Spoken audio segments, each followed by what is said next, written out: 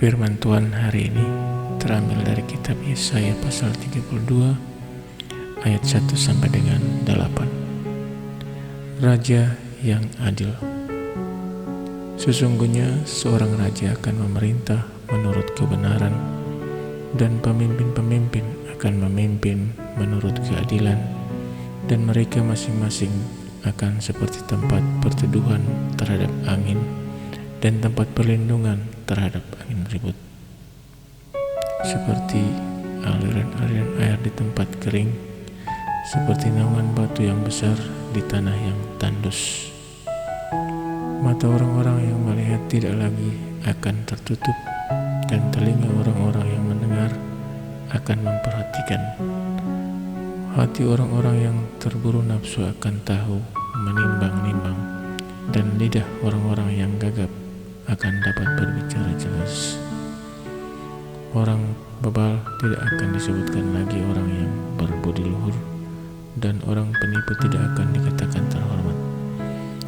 Sebab orang bebal mengatakan kebebalan, dan hatinya merencanakan yang jahat, yaitu bermaksud murtad, dan mengatakan yang menyesatkan tentang Tuhan, membiarkan kosong perut orang lapar, dan orang haus kekurangan minuman.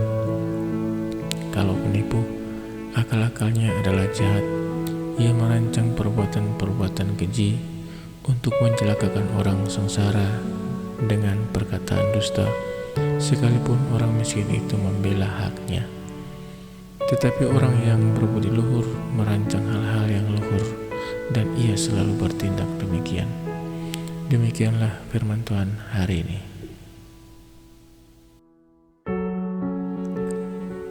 Renungan hari ini dengan judul Layakkah Saudara Diandalkan? Menjadi idola bagi orang lain mungkin diinginkan banyak orang. Saat seseorang diidolakan, maka apapun yang dilakukannya akan dipuji oleh para pengagum. Tetapi saat yang sama, seorang idola harus memenuhi banyak tuntutan dengan standar yang sesuai harapan para pengagumnya. Nabi Yesaya bernubuat tentang raja yang adil, yang dinanti-nantikan dan menjadi idola bangsa Yehuda. Raja adalah idola bangsa. Bagaimana kita memaknai ini dalam hidup kita? Nabi Yesaya melayani di Yerusalem selama masa pemerintahan 4 raja, Uzia, Yotam, Ahaz, dan Hizkia.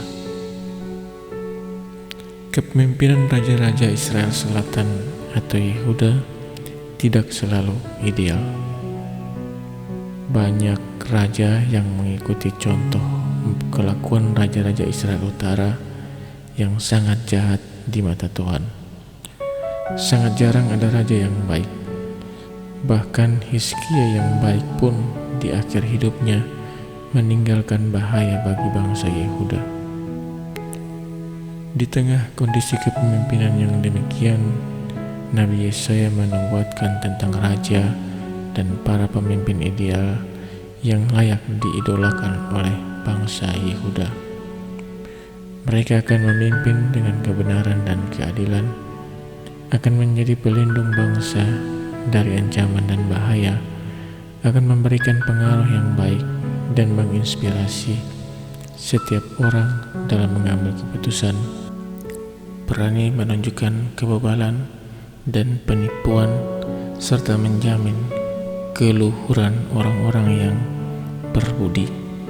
Singkatnya, raja dan para pemimpin yang ideal dan layak menjadi idola adalah mereka yang memiliki wibawa untuk memengaruhi orang lain menjadi lebih baik, sekaligus wibawa untuk menegur segala kemunafikan.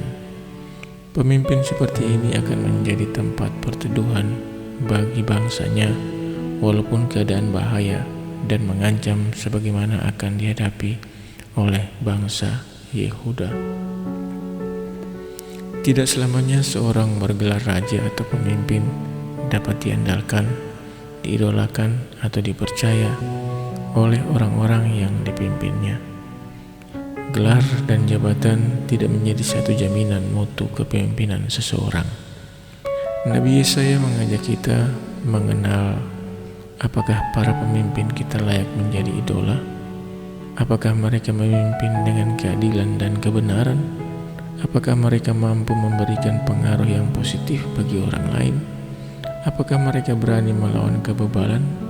Dan apakah mereka dapat diandalkan sebagai tempat perteduhan di tengah badai? Ataukah justru mereka merancang datangnya badai dan menjadi ancaman bagi orang-orang yang dipimpinnya? Mungkin saudara bukan pemimpin besar, tetapi selama saudara melakukan kebenaran dan keadilan, saudara layak diandalkan. Amin. Demikian renungan kita hari ini. Tuhan Yesus memberkati kita.